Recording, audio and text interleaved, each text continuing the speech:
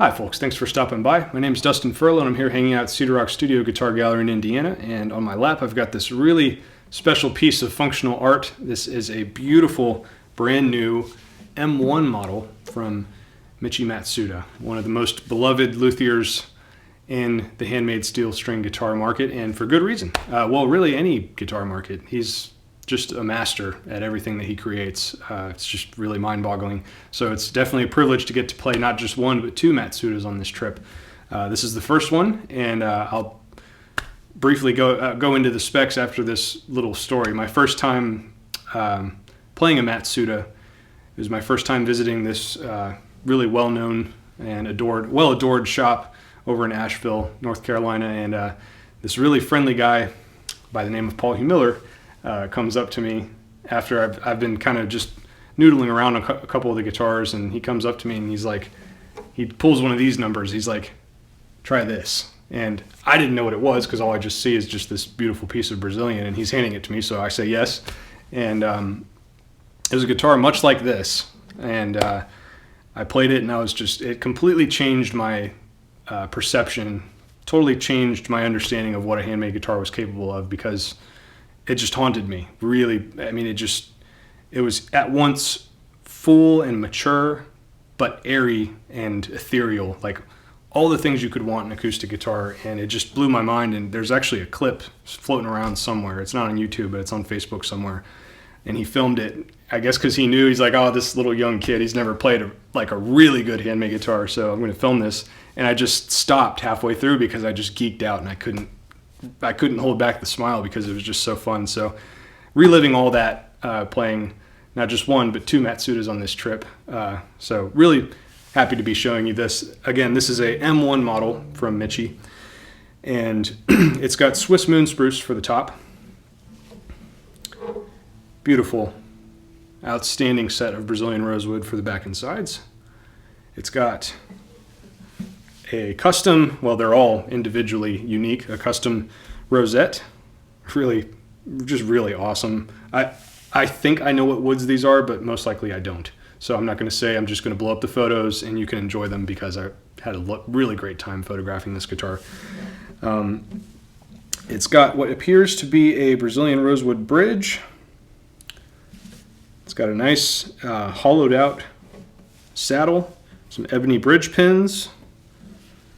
It's got an ebony fingerboard with some nice side dots. It's got Wenge binding. And it's got that really beautiful swoop that he likes to do. So when you get up in that cutaway, it's just extra ergonomic. And it's got a nice little ebony strip going down the center of the mahogany neck. And a very beautiful modern art themed headstock overlay. And with what appears to be some, I'm not even going to claim to know what this back veneer wood is. It's just gorgeous. That's all that matters. Just really makes you sort of marvel at the timbers that luthiers have available and that are available to work with, or that they're able to work with, I should say.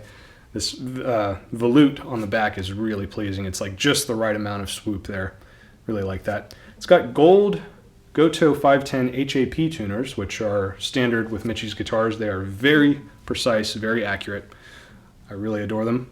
And yeah, just when a guitar looks this good, you always want it to sound like it backs all of that flair and that artistic adventurousness up. And that's the best part about Michi's guitars, is that they have a sound and a tone and like a perfectly dialed in playability that you're really just like, this is the whole package. Like there's no way around it. This is the real deal. And I think a lot of that also comes from the fact that Michi worked as a guitar tech, and I think still does, at Gryphon, however you say it, over in Northern California. And so all those years of working on instruments, repairing them, understanding structure of a guitar on a more intimate level than many luthiers who don't do repair work, I think that probably helped him really perfect his setup. When I say that this is a perfectly set up guitar, I seriously mean it is like the perfect setup. I mean, it's just unbeatable. It's like perfect for what I do, for my style, going up and down the neck and stuff like that. To each their own. But yeah, so The specs on this are fairly standard. It is 2 1/4 at the bridge, 1 3/4 at the nut. Pretty standard spacing, very comfortable. It is a 15.5-inch wide guitar. So his M1 is sort of like his modern OM, and looks to be about 4.5 deep. So very versatile guitar. Very full sounding, very mature. Like, it's just unbelievable how full and pleasing it sounds for a brand new guitar. So yeah, I think that's about it. The neck profile is modern C, but semi-full. Just very comfortable. I mean, his neck carve is just so good. Really lets you sort of navigate the neck with a lot of confidence, at least for me. But yeah, this is 137, serial number 137, for whatever that's worth to you. They're all great guitars, I'm certain. This is just an example that I'm lucky enough to be showing you. So if you had any questions about this guitar, you're welcome to email alan@cedarrockstudio.com. And I'll catch you next time. Hope you enjoy the sound clips, and check out the other Matsuda demo. There's another one that's built just like this alongside it, but it has African blackwood for the back and sides. So if that's of interest to you, check it out, and have a great day. Thanks.